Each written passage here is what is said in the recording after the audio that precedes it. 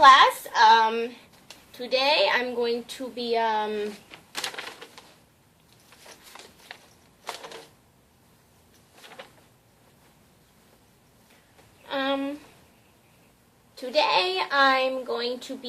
talking about presentations, making presentations. And if you live in the 21st century, well, obviously you live in the 21st century. So basically, if you're living now, of course you're living now, then there's a good chance that you have had to make, or you will have to make, or maybe that you are having as we speak now. Oh wait, that's not really possible because you're listening to me right now. There's a good chance that you will have to make a presentation to your peers, or your instructors, or your parents, or your siblings, or somebody that you need to make a presentation to, or perhaps your grandparents, or perhaps your neighbors, perhaps your coaches. I don't know if you play sports like baseball or basketball. I don't know if they actually have presentations for those with the details that you may need to pay attention to. But I digress anyhow. So the first thing that I want to focus on is the speed at which you make your presentation. It is very important that you travel, if you will, at a speed that is easy for your audience to understand. So what I realized when I was doing this project was that when Jack and Jill went up, okay, not that slow. You want to go at a good steady pace so that people can keep up with you and not get bored. So what I learned from doing this research on why Jack and Jill actually went up the hill to fetch the pail of water was to see that basically they didn't want to do it for them. They wanted to fetch the pail for their mom, they wanted to fetch the pail of water for their dad, they wanted to fetch the pail of water for their other sisters and brothers, because other sisters and brothers really wanted the water and they were really thirsty, they didn't have any water, and they really needed something to drink right then because it was a really hot day. But of course, it's only natural that you may get nervous in the procession of this presentation. So it is okay, students, to take a deep breath, to collect your thoughts anytime you feel like you are getting stuck. It's perfectly natural. What I learned was that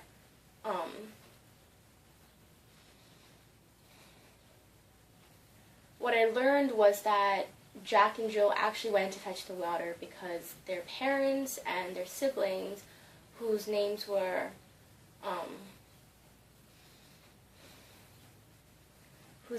Mary Ann and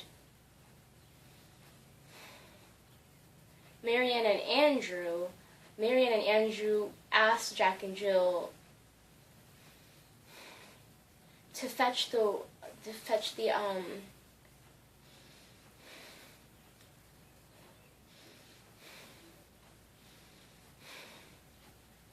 water because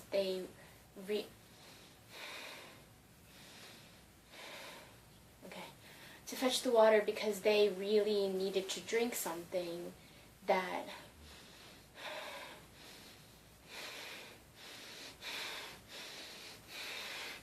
The next thing is your posture, students. You need to make sure you're standing in a good pose. I conducted over a period of about 3 months. But of course you can't stand still. I mean, that's not possible for the nature of the presentation you'll be making.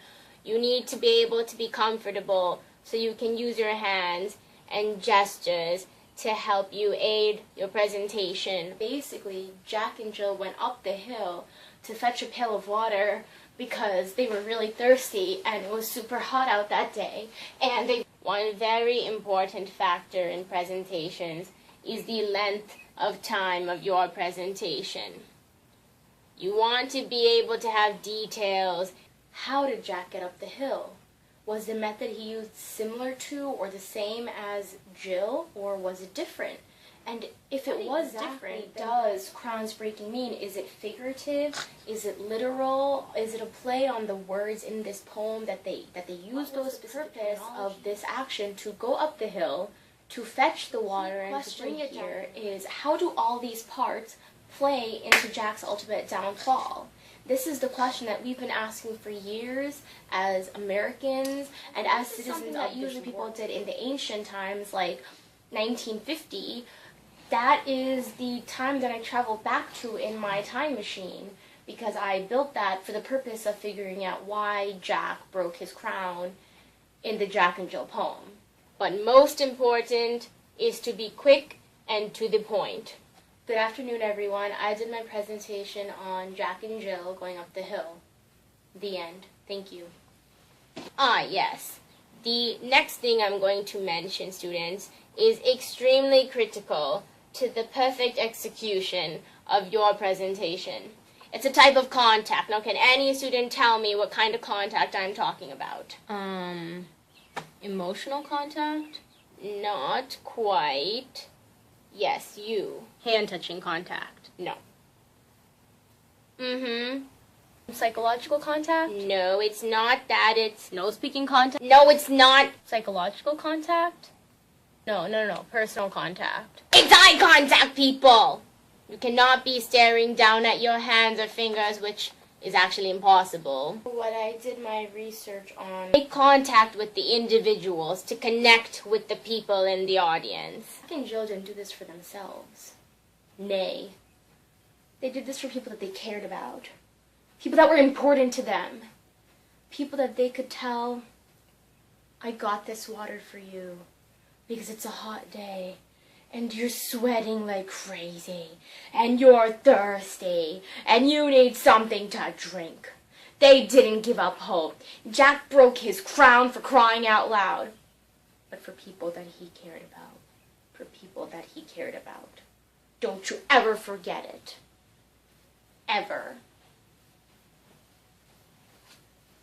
But not just one person. You need to connect with everybody. If Jack just told Jill to get the water by herself, then maybe he would have saved himself from breaking. And remember, students, the point of a presentation is so that you can show the audience everything that you know, so that it's easy for them to understand.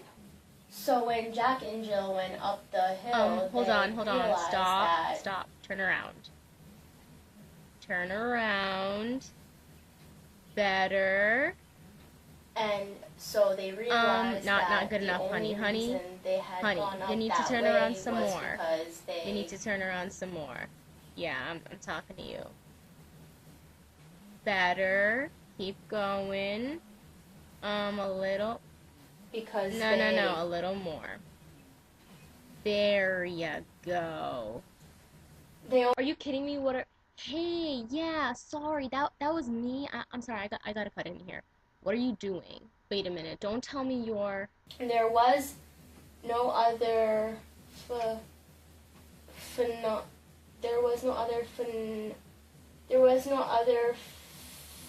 feasible way of doing this, since they had limited resources. You're not supposed to put an essay on the slide and then read off the slide. It's about a balance of words and pictures. You're supposed to have a few words to help you remember what you're supposed to talk about. Of course, it may not have been necessary, but we will never know. Because it is, after all, a short poem that is told to children as a nursery rhyme. And so, that's all I really have to say on that. Are you kidding me right now? Do not forget to transition seamlessly, if you will. As you can see on this slide. Okay, freeze. What is that face? Are you doing anything bad?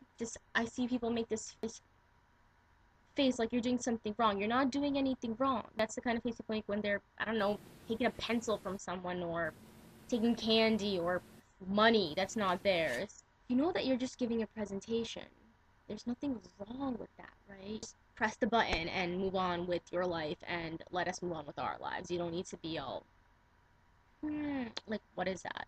It is important that you end on a positive note, not abruptly, because that can ruin the final effect. As you can see on this final slide. And No, don't do it.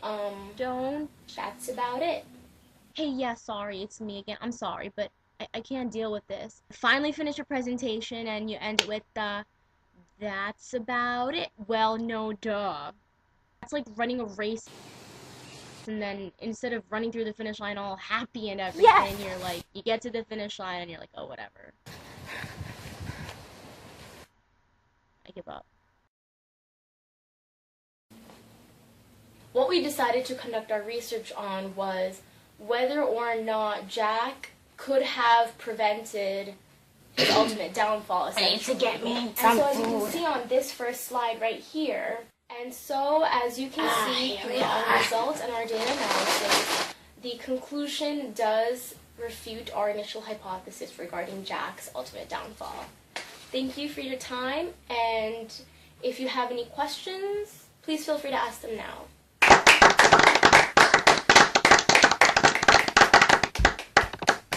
Yes, Professor. Yes, what were the results that you found?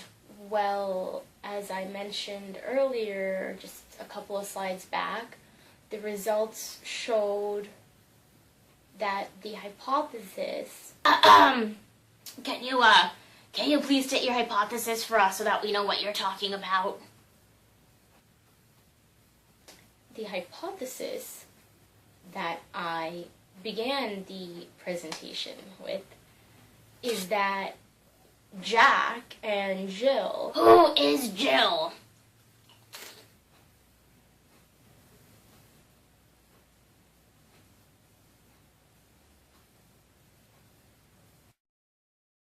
You know what, Professor? Had you actually been here listening to my presentation instead of going for your little burger, then you would have heard the things that I'm talking about, what you're asking about, but you weren't even here. How can you even ask questions when you weren't even here for it, and then you come back like...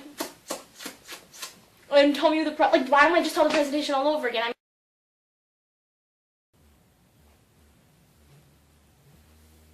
Are there any questions on what I have just discussed with you? Yes? So, you talked about what we shouldn't do in presentations. What should we do in presentations? That is a very good question, my child. The kind of question you may want to ask when you are at a presentation. I don't actually know the answer, which is what makes it such a good question and so challenging of a question. Yes. And why are you even our teacher if you don't even know how to teach? Another perfect example of a great challenging question that I do not know the answer to, which makes it all the greater.